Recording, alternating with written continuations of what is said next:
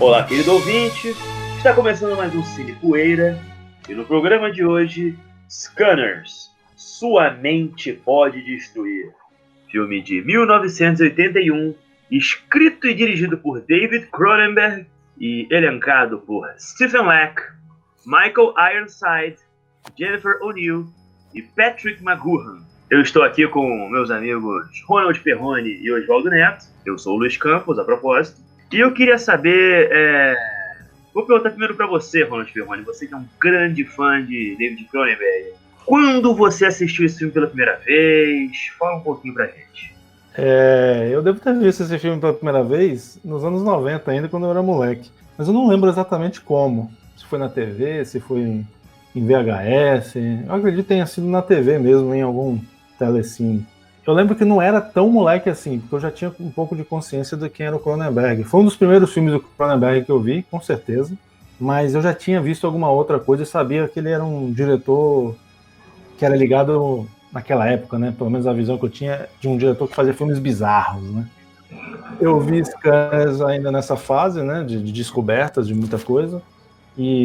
Bom, foi aquele impacto, né? Eu lembro que meu avô gostava muito desse filme, eu não sei porquê. Meu avô era um grande fã de Scanners e ele tinha gravado Scanners numa fita VHS, mas que eu nunca cheguei a ver essa fita. Meu avô gravava filmes em VHS e ele me inspirava a fazer esse tipo de coisa. E ele era um fã de Scanners. Talvez seja por aí que eu tenha conhecido o Cronenberg, Scanners, etc. Nossa, que maneiro, brother. Teu avô tinha esse filme, então, na coleçãozinha dele. Sim, provavelmente ele gravou da Globo nos anos 80.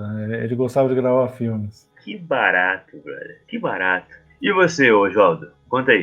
Eu posso dizer com propriedade, assim, de fato, assim, eu realmente tenho essa memória. Scanners realmente foi o primeiro filme que eu assisti do David Cronenberg. Eu tinha uns 11, 12 anos no máximo. E eu assisti esse filme através da Rede Globo, com o programa Intercine, que o pessoal ligava para escolher os filmes, coisa e tal. Era muito moleque, né? Eu não podia ficar de madrugada assistindo esses filmes, mas todos os filmes legais passavam de madrugada praticamente, fora Cinema em Casa, Sessão Kickboxer e demais nos outros programas. A maioria dos filmes assim que eram muito bacanas, assim, filmes assim Nossa, foi através da madrugada da Globo que eu assisti Viagens Alucinantes do Ken Russell, por exemplo. Né? Moleque, assim. Eu, moleque, vendo essas coisas aí fudendo minha cabeça, pô. E como a gente vai dizendo, né? São filmes formadores de caráter, né?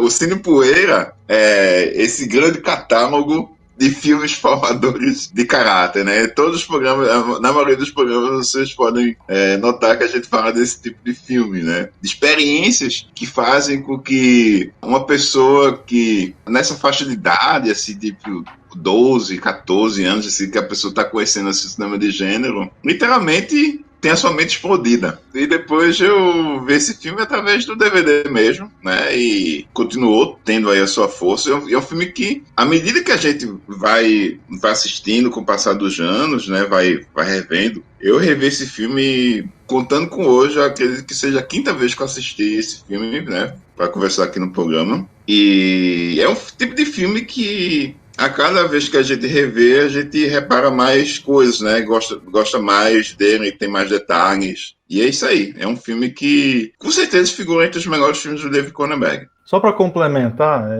eu também revi os Scanners depois de muitas vezes depois ao longo dos anos.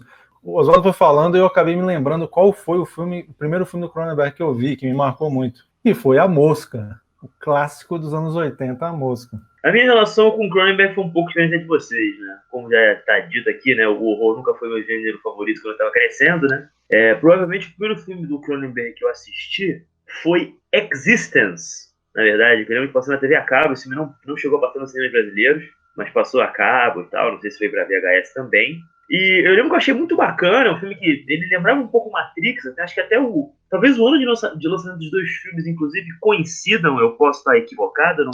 O Existence, eu acredito que seja de 99. Obrigado. De 99, o mesmo ano de Matrix, saíram alguns filmes que lidavam com essa coisa de realidades paralelas, se o mundo que a gente vive, ele é ou não é verdade. E esse é um filme que tinha uma trama ligeiramente, né, focada nesse tipo de coisa. Só que, obviamente, é um filme do Cronenberg, então as coisas ficam muito mais esquisitas, né? E tem algumas imagens no misto de uma sexualidade pervertida, um certo... Um joystick sexual. Exatamente. Eu lembro que eu achei um filmaço. Isso, é só para lembrar ao pessoal, quando a gente fala dos filmes que foram lançados assim, muito próximos, né, que além de Matrix, né, nessa fase assim do final dos anos 90, né, próximo ali daquela coisa do bug do milênio, que todos os computadores iam parar de funcionar e etc e tal, o pessoal tinha esse receio, né, com o relógio, né, do computador e etc. Também foram lançados, né, filmes como o Existence, né, que a gente comentou aqui, o Cidade das Sombras, Dark City, do Alex Proyas, que é fantástico, puta filme. 13º Andar também, que é um filme bacana, que dentre esses, acho que foi o que recebeu menos atenção. E também o Nirvana, com Christopher Lambert, Sim, uma produção italiana. Talvez seja o mais antigo desses. Já é de 97, talvez seja o precursor desses aí. Eu me lembro que o Christopher Lambert, ele foi no programa Livre divulgar esse filme, diga-se de passagem. Estou fazendo essa viagem ao passado. E que eu tinha um grande amigo que ele era louco por o 13º Andar. Eu vi com ele, alguns anos depois, assim. É um filme bacana mesmo. Desses aí, o do Alex Proyas aí, o Cidade das Sombras, né? Dark City, é um belo filme, recomendo aí a galera. E depois eu fui pro Cronenberg, na verdade, no que ele fez mais pros anos 2000, né? O Marcas da Violência, Senhores do Crime, o Método Perigoso. E disso que eu voltei pro passado e fui finalmente assistindo aos filmes de horror deles, né? Inclusive aos Scanners, que eu assisti, na verdade, deve ter menos de 10 anos. Na verdade, meu primeiro contato com a franquia, isso é uma franquia, a gente vai falar disso depois melhor, foi pelo terceiro filme, que eu vi um pedaço dele na Globo, num telecine, que eu lembro que eu achei bacana, mas enfim, aí já não era mais o Cronenberg, né? O original mesmo eu vi, não tem tantos anos, eu lembro que eu adquiri o DVD por um preço muito bacana, assim, e foi ótimo. Não me arrependo. Desde então, o Cronenberg virou um dos meus diretores favoritos, embora eu ainda tenha muita coisa pra ver, mas acho que eu gosto de todos os filmes que eu assisti do Cronenberg. E vale lembrar que quem dirigiu as continuações foi um diretor que a gente já comentou aqui no episódio do Passageiro 57, o Christian Duguay. Muito bom diretor. Mas vamos voltando aqui. Ronald Ferroni, você, por favor, poderia nos dar a sinopse de Scanners, Sua Mente Pode Destruir? Esse subtítulo é muito bom, né? Só o Brasil mesmo para criar Sua Mente Pode Destruir. Bom, a sinopse de Scanners, na verdade, assim, a trama de Scanners não é nada complicada, né? Mas falar um pouco sobre ela, sem entregar muito, né? Talvez seja. Primeiro eu vou começar falando quem eram os Scanners, né? São indivíduos, né, dotados de poderes telecinéticos, capazes até mesmo de matar com a força da mente, né? São indivíduos que povoam assim, esse universo do filme, né? O filme narra a batalha que se estabelece quando um Scanner rebelde, né, vivido pelo grande Michael Ironside, que decide juntar um exército de Scanners para dominar o mundo. E aí surge um jovem Scanner que não entende muito bem seus poderes, vive como um mendigo no shopping roubando comida das mesas. Ele acaba sendo recrutado por um médico que trabalha numa grande corporação que também tem suas próprias intenções com os Scanners para enfrentar esse Scanner malvado, né? Mas com o desenrolar da trama, né, algumas reviravoltas e surpresas vão acontecendo e vão tornando as coisas cada vez mais interessantes, né? O caldo vai engrossando. Eu vou parar por aqui para a gente discutir um pouco mais sobre isso, mas a trama basicamente seria essa. O grande Scanner malvadão do filme, ele é o Daryl Revok, vivido pelo excelentíssimo senhor Michael Ironside. Oswaldo Neto, você pode dizer para as pessoas quem é Michael Ironside? Michael Ironside é aquele sujeito que o meu amigo J. Bosco costuma definir, né, quando o pessoal comenta sobre ele, é o Jake Nicholson de baixo orçamento. Era exatamente o que eu ia falar. Quando eu era pequeno, inclusive, eu vi os filmes com o Michael Ironside, tipo, dá um exemplo exato. Eu assisti Highlander 2, moleque, e eu jurava que era o Jack Nicholson que fazia o vilão de Highlander 2. O Michael Ironside é um ator canadense, né, que já estava, né, na luta, né, já tinha vindo do teatro e tudo mais quando começou a fazer cinema, né, fez vários filmes canadenses aí de baixo orçamento, e posso dizer que com o Scanners a gente tirou a sorte grande, né, foi o filme que fez ele ser notado mundialmente. Depois ele fez um slasher bem bacana, interessante, que não é tão conhecido como Scanners, que é um filme chamado Horário de Visitas, né? Vale a pena conhecer. E daí foi para os Estados Unidos, né? Onde ele fez aquela minissérie V, né? A Batalha Final, que tem um papel importante para ele. E depois ele foi aparecendo em diversos filmes aí do cinema americano, como a Traição do Falcão, com o Champagne Timothy Hutton, Top Gun, e claro, né, o Vingador do Futuro, do Paul Verhoeven, né? E daí pra frente foi só alegria. Ele especializou muito fazendo filme, fazendo vilão, né? Mas era versátil, ele fez bastante filme com a PM, né? E ele fez também com o Verhoeven, nos anos 90, Tropas Estelares, né? Tropas Estelares, ele é o professor do protagonista ali, que não tem um braço. Em Tropas Estelares, uma coisa que é engraçada é que tanto ele como o Dean Norris, né, se reencontram, né? E os dois viraram atores de carteirinha do Verhoeven, né, em alguns filmes, né? Mas o protagonista do filme é vivido por uma figura chamada Stephen Lack, que ele vive o personagem Cameron Vale. Essa figura maltrapilha, né, que aparece logo no comecinho do filme, né? Quase matando uma senhora que ficava falando mal dele, né? E tem uma coisa que eu queria comentar. Na semana passada, enquanto falávamos sobre o Matador de Aluguel, Ronald trouxe a questão de que talvez o Dalton encontrasse prazer na violência, que talvez ele encontrasse, né, algum grau de satisfação, né, nesse tipo de coisa. Uma coisa que fica muito clara aqui é que quando os Scanners eles estão usando seus poderes, eles definitivamente encontram muito prazer. É difícil para eles parar de usar seus poderes mentais, seja para sufocar uma pessoa, seja para tentar ler a mente da pessoa, seja para explodir uma cabeça, a gente vai falar isso daqui a pouco. Eles usam o termo escanear, né? Escanear, exatamente. Fica muito claro que tem uma questão, eu diria que quase sexual, quando eles estão, né, utilizando ali, né, essa sua habilidade. Vide a cena, essa própria cena desse começo dele, do cara pegando lá a mulher e fazendo a mulher quase ter um piripá, que ele quase mata a mulher no shopping, né, que tava falando mal dele, que é um poder que eu queria ter, inclusive. Mas isso não é o caso. O que vocês acham sobre essa questão desse componente ligeiramente, por que não, sexual que aparece nesse filme, né? Com essa coisa de você adentrar a mente de uma pessoa e tal, e, né, essa coisa por esse poder que notoriamente faz, né, esses caras perderem, né? É uma violação, né?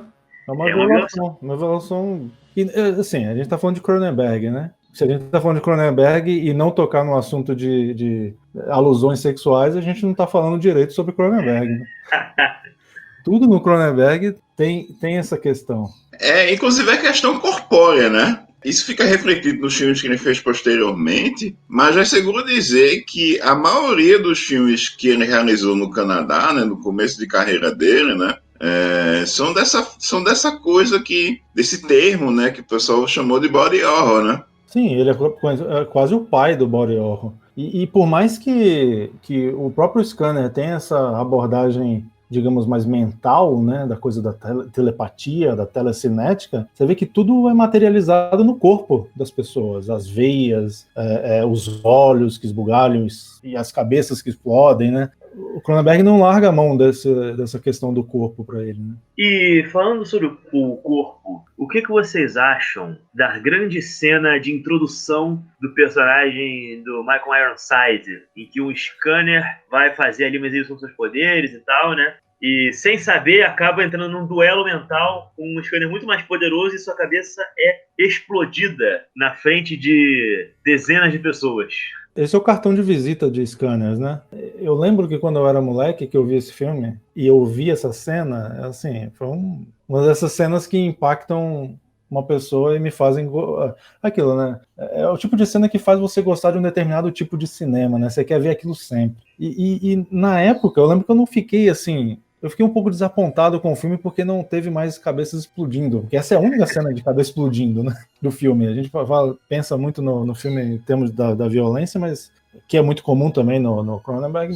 Mas ela, assim, ela dá um impacto tão forte que toda vez que os personagens usam os poderes mentais dele durante o decorrer do filme, você já sabe o que é capaz, né? Que uma cabeça pode explodir, o que mais pode acontecer? Então, assim, ele não precisou mais explodir a cabeça de ninguém, o efeito já estava dado, o estrago já estava dado na mente do espectador para ficar interessado naqueles poderes e tal. E assim, à medida que eu fui revendo o filme, eu fui ficando mais maduro, digamos assim, eu percebi que assim, não valeria a pena realmente banalizar cabeças explodindo, né? Aquela ali já é suficiente, é icônica e é muito bem feita para a época e ainda hoje, né? Quem nunca viu esse filme, não sabe dessa cena, até hoje eu acho que isso pega surpreendido, né?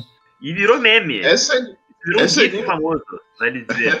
É segundo dizer, né, que é um dos grandes momentos. Pô, foda-se, é um dos grandes momentos do cinema, aquela cena. Inclusive, tem uma história muito engraçada que o Michael Orsay conta, né? Que durante a realização dessa cena foi feita basicamente com a cabeça de látex, né? Com enchida, né, de carne, essas coisas e tudo mais. E o efeito do que você vê da cabeça explodindo é um tirumbaço de 12 dado atrás dessa cabeça de látex. E queriam fazer essa cena com o Michael Orsay do lado dele.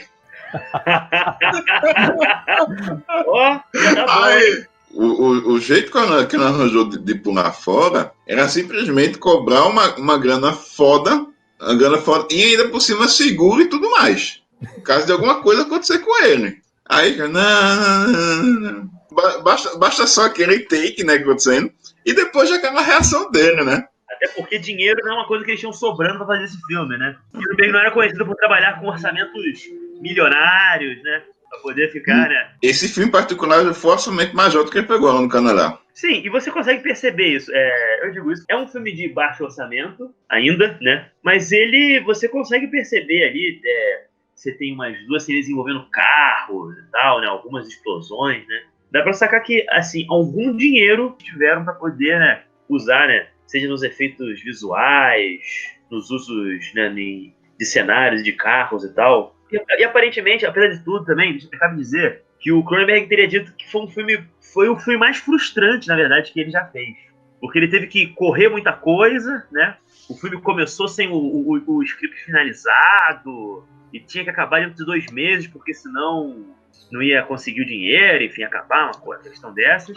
A própria cena da cabeça os produtores queriam cortar. Você imagina isso? Que ideia de jirico. Teve que bater o pé para manter a cena da cabeça explodindo. E aparentemente o elenco também não se deu muito bem, assim, especialmente os atores Patrick McGoohan e a Jennifer O'Neill, eles teriam criado uma puta de um antipativo pelo outro, então assim, não foi tranquilo fazer esse filme. Quando a gente falou aí na questão de orçamento, né, só ter 2 nomes como Jennifer O'Neill e Patrick McGoohan no filme já dá um up, né? Tem uma entrevista muito bacana com o Michael Orsay no DVD que tem os scanners no pack Sci-Fi, né? Cinema Sci-Fi da Versátil. Tem uma entrevista lá com o Michael Orsay, né? De onde eu tô tirando algumas dessas histórias. E nela ele comenta que ficou felizão, assim, de trabalhar com o Patrick McGoohan, né? Coisa e tal, né? Cal, né? O Fugitivo, né? Aquele seriado que inclusive marcou muito a carreira do McGoohan. E também ele comenta que o McGoohan, ele era o do Pinaquinho, entendeu? Era um cara que tem alguns momentos que ele estava inebriado, mas muito profissional. Cabe dizer que a Jennifer O'Neill, ela tem o top billing, né, no filme, né? Ela era a atriz talvez mais conhecida ali, mas ela não aparece até os 37 minutos do filme, interpretando o que a gente vai descobrir, né, ser uma outra Scanner. A Jennifer O'Neill estava dando uma olhadinha aqui nos filmes que ela fez, que interessa a nós. Ela, em 72, ainda bem jovem, participou de Rio Lobo, do Howard Hawks. Creio que tenha sido o último filme do Howard Hawks em parceria com o John Wayne. Eu acho que foi o último filme do Howard Hawks total, assim. Olha só. É que eu lembro que eu tava lendo sobre esse filme e eu li que ele não queria mais trabalhar com o John Wayne porque ele culpou a bilheteria abaixo do esperado, né? Sobre, tipo, claro, tá muito velho, não é mais pra trabalhar com esse cara. Rolou uma coisa meio assim. Ela fez um filme que eu tenho recordações muito espaço na cabeça, chamado Houve Uma Vez um Verão, de Robert Mulligan. E ela fez também, alguns anos antes dele, olha onde ela foi parar, Força Destruidora, dirigido por Paul Aaron e protagonizado por um Chuck Norris antes do estrelato. Que é um filmezinho bem mais ou menos, chegou a ser lançado também por DVD assim de R$10 na Americana que você comprava, de Howard Hawks a Paul Aaron, de John Wayne a Chuck Norris. Scanners foi um up, então, né? Foi definitivamente. Definitivamente. Não tenho certeza de como é que foi trabalhar com ela, não, mas assim, ela precisava desse filme mais do que talvez o Cronenberg precisasse dela, viu? E ela tá muito bem, inclusive. Isso é uma coisa que me chamou muita atenção. Ela era uma mulher ainda jovem, né, bonita. Ela tinha seus 32, 33 anos. Mas vocês repararam que ela tava começando a ficar grisalha. Isso é uma coisa que me chamou um pouco a atenção, porque, historicamente, cabelos grisalhos não são, né, considerados estéticos, né, especialmente para uma mulher, né, no cinema. E achei muito curioso, e isso me deu um certo... Deixou o filme, assim, mais, como é que eu vou dizer, mais grounded, né, mais verossímil, não sei, né. A personagem dela tá com o cabelo assim. Eu gosto muito da personagem dela no filme, inclusive. E ela vai ser muito importante, né, inclusive, pra maneira como a trama vai rolar, né, a partir, né, da sua aparição. Ela tem uma das cenas mais icônicas do filme, né, que é quando eles vão num consultório médico e ela vê uma grávida perto dela, as duas trocam umas palavrinhas e de repente ela começa a ser escaneada, ela percebe que está sendo escaneada, o nariz dela começa a sangrar, depois ela conta pro Cameron que ela estava sendo escaneada pelo bebê ainda que não nasceu. Pelo feto. Pelo feto, não sei quantos meses estava, mas já estava sendo escaneada. E assim, é um tipo de coisa que Cronenberg faz e bota num filme desse, né? Esse filme, ele tem essa questão desses scanners, que são essas pessoas que por algum motivo, depois você vai descobrir, né, mas que por algum motivo, né, tem essas capacidades mentais e tal, e dominam a mente dos outros e podem fazer as pessoas, inclusive, obedecerem seus comandos mentais, telepatas, enfim. E eles são caçados pelo governo e existe uma grande, como é que pode se dizer? Vamos dizer assim, preconceito, né? A sociedade notoriamente rechaça, né, esses indivíduos. Eu não pude não pensar em X-Men, francamente, né, sobre uma série de aspectos. E a figura do Michael Ironside acaba virando uma espécie de Magneto dentro, né, do universo dos Scanners ali. Inclusive porque tem uma coisa ligeiramente pulp, eu acho, nesse filme do Cronenberg. Fico imaginando, inclusive, como é que seria, não seria os próprios X-Men, né, dirigidos por ele, assim. Eu acho que teria sido uma experiência muito mais interessante do que o Bryan Singer fez. Porque o filme, em determinados momentos, ele assume até um viagem de aventura, né, com perseguições de carro, tiroteios, cenas de ação em que a gente pode ver de fato como acontecem como funcionam esses poderes telepáticos, né, dos personagens, e em vários momentos você fica pensando assim, uma coisa meio história em quadrinho mesmo, ou literatura pulp. Pois é, ainda tem essa figura, porque a figura do Patrick McGoohan, o Dr. Ruth, ele tem essa coisa, ele tem essa vontade de integrar os scanners e tal, e fazer, né, como que cooptá-los para trabalhar para o governo, etc e tal, né, para o serviço do bem, e quer usar um scanner para capturar esse outro scanner rebelde. E isso leva em algum momento o personagem do Cameron, que está se descobrindo, né? Ele não sabe que ele é um scanner, ele simplesmente viveu a vida inteira nas ruas, né? E ele tem essas habilidades que ele mesmo não compreende muito bem, né? Que traz para ele vários problemas, inclusive físicos, né? Porque para um scanner que não domina suas habilidades, às vezes estar em volta de outras pessoas, né? Ele fica ali ouvindo seus pensamentos e tal, né? Acaba sendo bastante dolorosa essa habilidade. Ele acaba vagarosamente ao longo do filme conhecendo outras pessoas que também experimentam isso, né? Que é inclusive através da personagem da Jennifer O'Neill que ele vai entrar em contato, né, com os outros. Uma das cenas marcantes também é quando ele vai visitar um artista, né, que tem as mesmas habilidades dele. A sequência no ateliê com várias obras que parecem saídas até da mente do próprio Cronenberg. É bem interessante. Esses encontros resultam em grandes cenas. Eu acho bacana essa cena, inclusive, porque tem uma coisa que eu gosto, porque esse personagem fica dito que ele é um cara que ele matou os pais dele com um dos próprios poderes e tal, passou anos, né, dentro de não sei se foi de um sanatório, enfim, aí ele se tornou um artista plástico bem sucedido, né, e ele vive isolado, né, numa cabana, e ele pergunta pra ele, como você conseguiu controlar isso? Nisso ele responde, através da minha arte. E admito que o meu lado, que já estudou um pouquinho de história da arte no passado com um professor meu, fica meio, olha só, né? A arte, né? Como a ferramenta de escape do homem. E uma coisa que acontece, né? Que acontece, inclusive, no começo do filme, né? Quando o Dr. Who faz a primeira experiência com o Cameron, né? É quando ele chama um grupo de 50 pessoas, né? No mesmo quarto onde ele está. E o Werner é atormentado por diversas vozes, né? Ele fica. Se ele não tivesse preso na cama, ele estaria quebrando tudo lá no quarto, entendeu? Só que eu estava escutando diversas vozes, tá? Eu não parava de ficar atormentado por elas. Só ninguém abriu a boca. Mas eram as vozes, né? As mentes daquelas pessoas, né? Que por ele estavam falando entre si, né? É muito bom como o Cronenberg constrói essas cenas, né? Porque a gente vê as pessoas entrando assim e as vozes vão surgindo assim também na tela. E a gente não sabe se eles estão mesmo falando e demora um pouco ainda para perceber que nenhuma boca está se mexendo, que eles não estão conversando entre si. É aí que a gente percebe. E também na cena do ateliê tem uma obra de arte lá do maluco lá que é uma cabeça gigante. Que sintetiza muito essa coisa do filme, né? Que eles entram dentro da cabeça para conversar, sabe? É muito interessante isso. E é justamente dentro da cabeça que o cara faz essa pergunta, né? Essa pergunta tão íntima, né? Que é meio pra tentar fazer o que ele precisa de encontrar esse cara e meio pra tipo assim, meu irmão, como é que você consegue, parceiro? Me diz aí, né? Esse papo rolando dentro de uma cabeça enorme. E do lado de fora, um grupo de pessoas que foi lá pra matar justamente o artista, né? Sensacional, essa sequência. Lembra? Eu não sei, às vezes eu lembro de algumas cenas que poderiam ser filmadas pelo Verhoeven em filmes do Cronenberg e alguns filmes de. Algumas cenas do filme do Verhoeven eu imagino o Cronenberg filmando. Eu acho que intercala um pouco aí. Essa cena me lembra um pouco, a cena de ação me lembra um pouco o Verhoeven. Eu consigo imaginar um filme como Robocop sendo dirigido pelo Cronenberg. Exato. E por outro lado, esse filme, o Scanners poderia perfeitamente estar dentro da filmografia do Verhoeven. Eu acho que os dois dialogam muito. Né? Eu me peguei pensando nisso assistindo esse filme, Scanners. Nossa, isso aí o Cronenberg filmaria muito parecido, eu acho. Cabe dizer uma coisa sobre o nosso querido Cronenberg.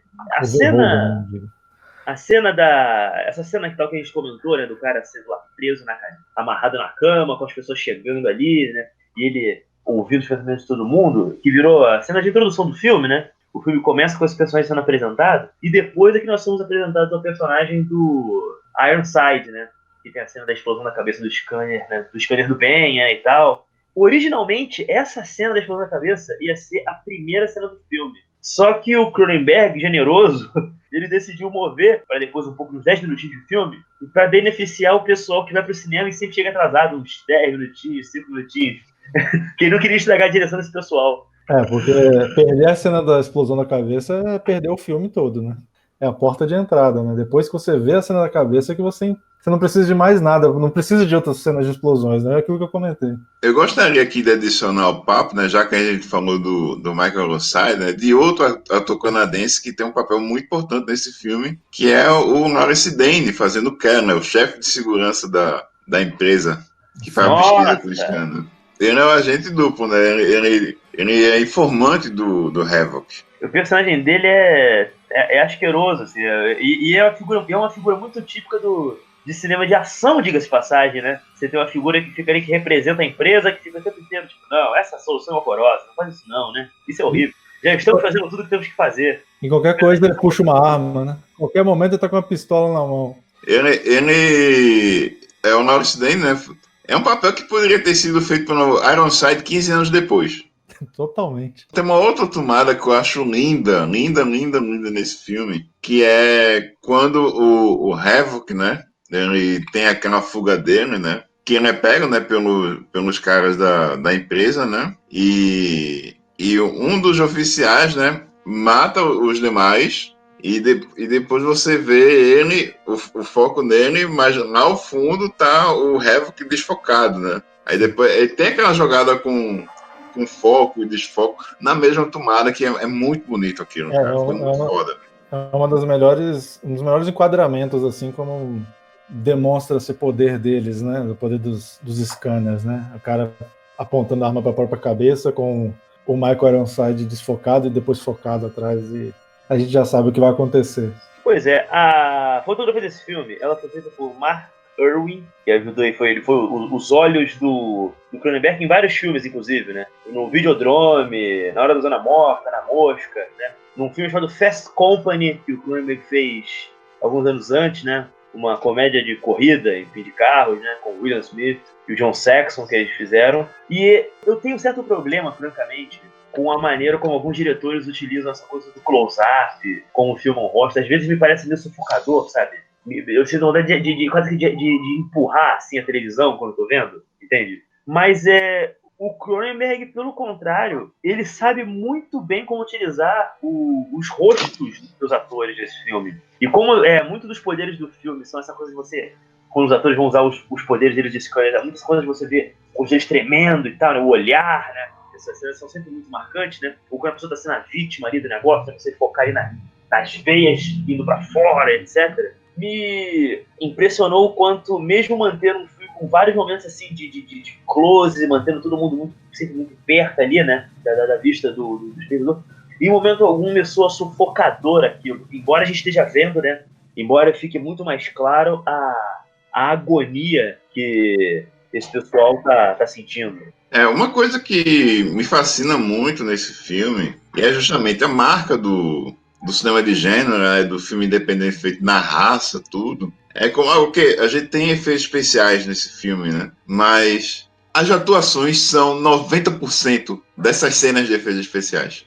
Os efeitos especiais são um complemento. Mas as atuações de todos os atores que são as vítimas, tudo assim, você tá muito, são muito convincentes, especialmente o primeiro Scanner, né? Que é a vítima, é o primeiro Scanner. Aquela atuação dele contorcendo é maravilhosa. Se não fosse aquela atuação tão acertada, aquela cena não tinha sido tão convincente. Os caras são muito expressivos, né?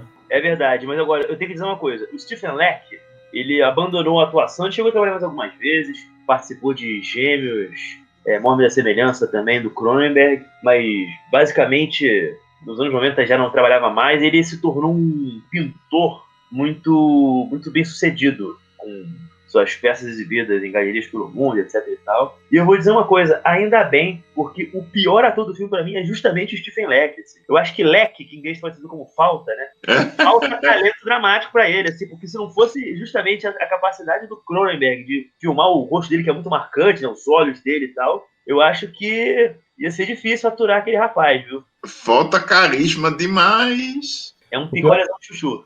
O pior que eu tô vendo aqui os quadros que ele pinta, acho que ele também não tá muito talentoso na pintura, não. Não, tô brincando. Tem algumas coisas boas, mas tem outras que...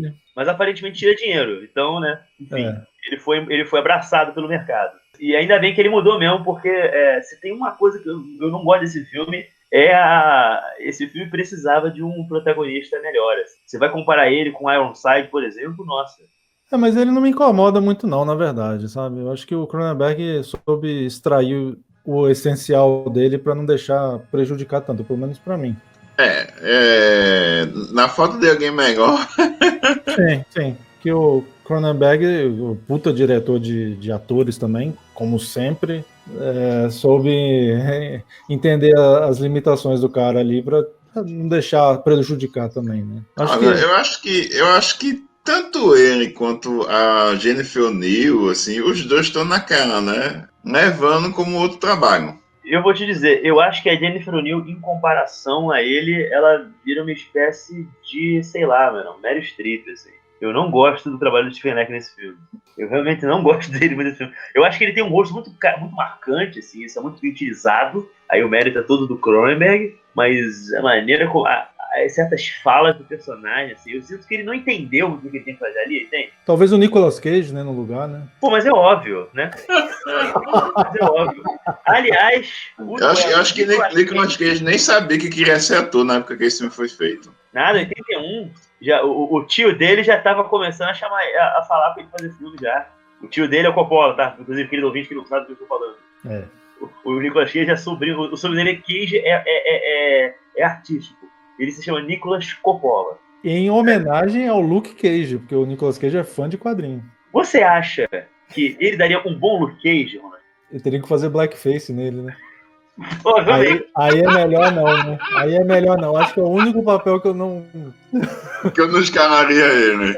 Não. Hoje em dia não dá pra ficar pensando nessas coisas, não. Nunca, na verdade, né? Esse tipo de coisa não cabe mais hoje em dia. Se o pessoal chiou com Garrett Butler em Deus do Egito, por favor. Deixa o Nicolas Cage fazendo papéis de sua própria cor, E nacionalidade. para não causar nenhum desconforto a ninguém, né? Por favor. A não ser que, vamos lá, adaptações são livres de qualquer coisa. E por que não um Luke Cage branco? Nicolas Cage perfeito pro papel. Ah, meu pai, cara. Como eu já mencionei antes, assim, existe uma coisa meio pulp ali, né? Por isso que eu até me remetei um pouco aos quadrinhos, na maneira de como os poderes são utilizados e tal, né? De algumas coisas meio absurdas da trama. Mas tem uma cena que me impressionou bastante, que é quando eles descobrem o envolvimento do Michael Ironside com a droga lá, com o Ephemerol, a droga lá que, né, isso envolve na criação dos scanners e tal. O doutor Ruff sugere a Cameron que ele use a habilidade de scanner, porque é o seguinte, você tem um sistema nervoso. Um computador tem, eu estou citando o filme, um sistema nervoso. Por que você não penetra no sistema nervoso do computador e procura as informações que você precisa? E a cena dele hackeando o computador com suas habilidades mentais é facilmente um dos melhores usos assim, de ciência falsa do cinema que eu já vi na minha vida. E uma cena que mostra o quanto que o Cronenberg é bom, porque aquilo é ridículo. Mas ele dá uma atenção para aquela cena, ele filma aquilo de maneira assim, tão séria, ele dá um ar tão sóbrio pro negócio, porque assim, é de bater palma. O personagem do Cameron vai para uma cabine telefônica e se conecta à internet, né, digamos assim, e se conecta ao computador da Consec. É quase que o Cronenberg prevendo, né, a internet, né, a internet, essa sociedade de corpos cada vez mais ligados, né, uns aos outros, através de, sei lá, ondas de internet, fios, discagem por telefone. Inclusive, é como o Cine Poeira é gravado, né? Como o Cine Poeira é disponibilizado também. Foi graças ao Cronenberg. Foi graças ao Cronenberg. Scanners. Inclusive, nós três aqui somos scanners. A gente não utiliza nada, a gente vai gravando aqui. Eu não tô indo no computador agora, por exemplo. Eu tô no celular dos anos de 1998 que eu herdei do meu pai. Mas essa cena é muito bem construída, né? Você falou do ridículo, mas a forma como ele constrói é muito boa, porque o cientista descobre que eles estão invadindo o computador da Consec e fala, olha, só tem um jeito da gente resolver isso aqui, fala com o Keller, né? Ou a gente pode ligar a autodestruição, né? Vamos perder todos os dados da firma, mas a gente tira ele desconecta o cara. E o cara já com a arma apontada já pra ele, assim, pode fazer. O cara já, sempre com a arma em punho, né? É muito bom, porque o outro fala assim, não vai acontecer nada, só vai desligar e vamos perder os dados. E de repente tudo começa a explodir e mata todo mundo da sala. É fascinante. E essa explosão, inclusive, vai desembocar na cabine telefônica do posto de gasolina que, né, o protagonista está utilizando, né? Com o telefone derretendo e explodindo, enfim, também. Aquela cena, ela é tão maravilhosamente acessível que eu acho que o Michael Bay deve ter batido palma quando ele viu aquilo. E tinha que acontecer num posto de gasolina, né? Detalhe. Sim, com direito a um sujeito deixando... aquilo é maravilhoso, o sujeito vai... ele, por algum motivo, o cara não coloca direito, né, na hora de guardar o negócio lá da gasolina, né? E cai no seu nome daquilo, né? Que você coloca no carro pra você poder encher o tanque. Ele tá ali enchendo o tanque de gasolina do carro deles e de repente vê um poste piscando e ele fala, oh shit, e larga tudo lá, vazando gasolina pra tudo quanto é lugar e sai correndo. É o tipo de coisa que a gente gosta, né, nos filmes. Oxente, não. Oxente. Eu falei oxente? Falei oxente. Seria oxente a versão brasileira de oh shit, você que estuda a língua portuguesa, que é um linguista, que puder tirar essa nossa dúvida, por favor, entre em contato com a gente. cinepoeirapodcast@gmail.com. Por favor. Aliás, eu continuo no aguardo da música do filme do Roadhouse. Aliás, cabe aqui uma errata, gente. Desculpa o programa fazer essa errata. A nome da atriz não é Kathleen Whitmore, é Kathleen Wilhoit. Kathleen Wilhoit, que interpreta Carrie Ann em Roadhouse. E é ela que faz o dueto com o Jeff Healey. Se por algum motivo alguém tiver essa canção dos dois na íntegra, por favor, Não guarde pra si, o mundo precisa disso. Eu queria falar um pouquinho sobre a questão da uma espécie de metáfora ou alusão que o Cronenberg faz com o uso de drogas, entorpecentes, remédios que fazem a alegria da moçada. Porque assim, a gênese dos scanners começa lá atrás, nos anos 40, 50, não lembro agora, em que o médico, né, o Dr. Ruth, ele usa um tal do efemerol na mulher dele que está grávida. E ela dá luz a um scanner.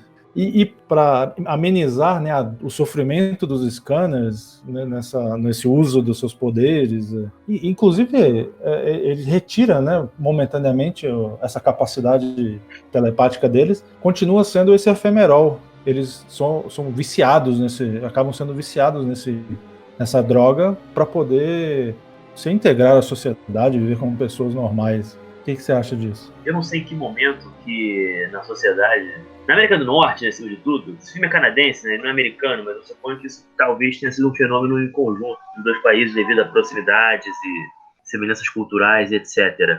Mas com esse uso de remédios antidepressivos, eu não sei se teria alguma coisa a ver um pouco com isso. Quando eu falo uso de drogas, eu acho que é mais referente a esse tipo de droga, né? O uso de remédios, a obsessão por remédios, a pessoa não viver sem remédios. Não seria uma heroína, por exemplo? Não seria seria essas drogas de traficante. Antidepressivos, tarjas pretas? Eu pensei mais nisso também.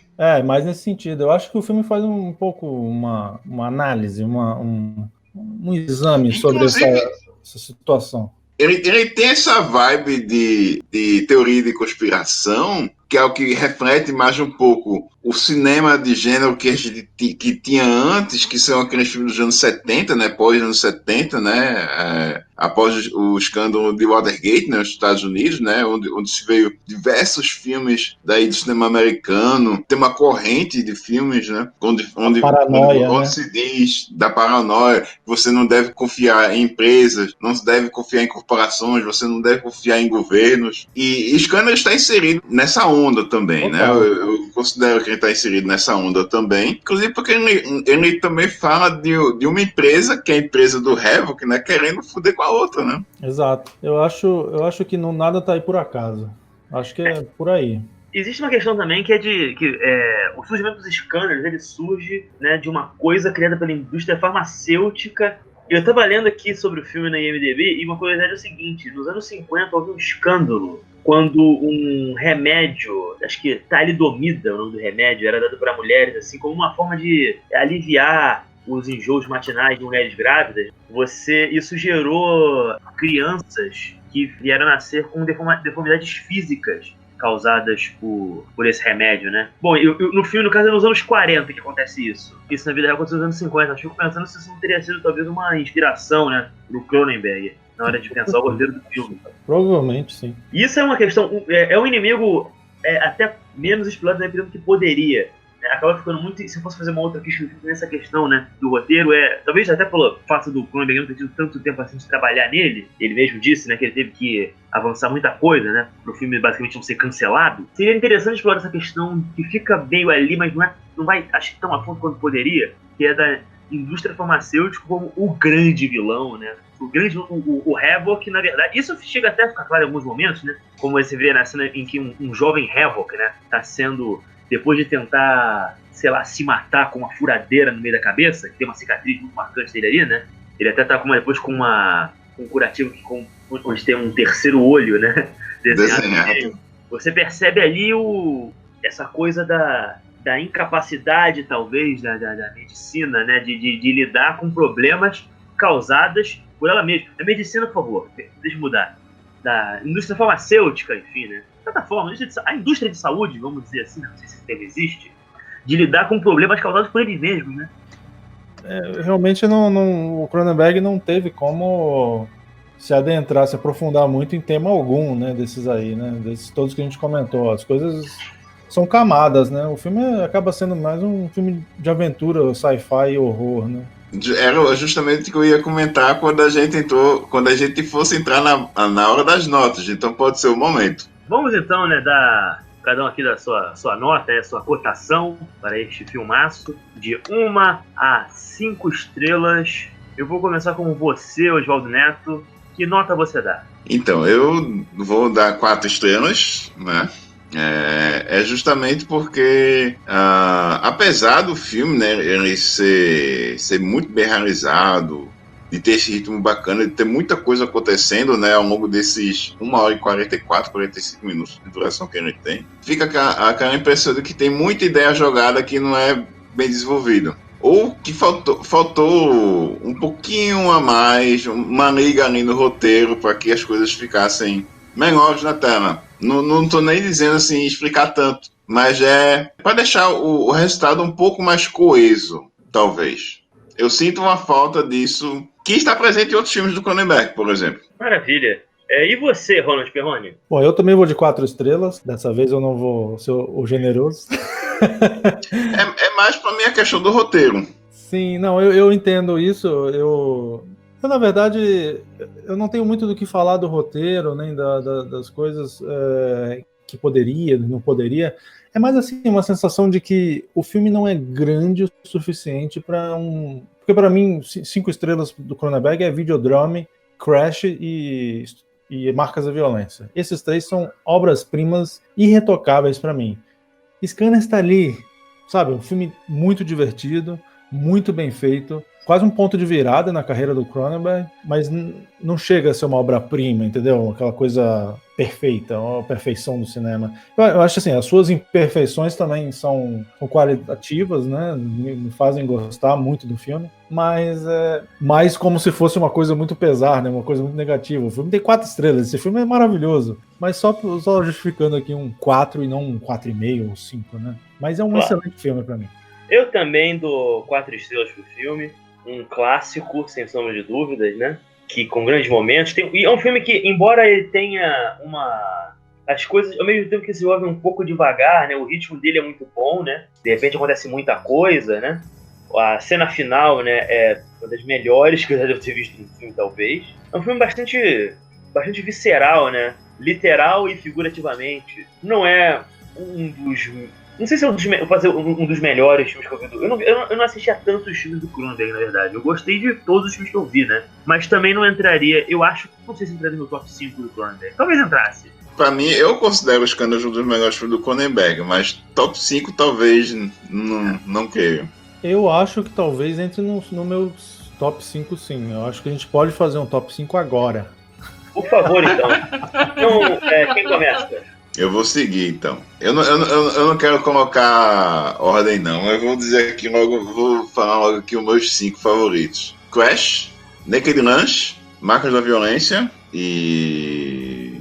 Nossa, Gêmeos é fascinante. E eu fecho aí com The Blood. Boa. Eu vou fazer o seguinte, o meu vai ser Marcas da Violência, primeiro. Em segundo eu vou colocar Um Método Perigoso. Eu acho esse filme sensacional. Depois eu vou colocar Videodrome. Depois eu vou colocar A Mosca. E por último eu vou colocar aqui Senhores do Crime. Eu falei que o Scanner provavelmente entraria no top 5. Eu pensando aqui, eu acho que não entra mesmo não. Porque tem um que vocês não citaram também, que é mais recente, que eu acho um dos melhores filmes dessa década, última década que passou, que é o Cosmópolis. Que é um dos eu não vi. Um dos meus filmes favoritos do Cronenberg. E muita gente detesta esse filme, odiou esse filme. Eu amo esse filme incondicionalmente. O meu top 5 ficaria assim: Videodrome em primeiro, Crash em segundo.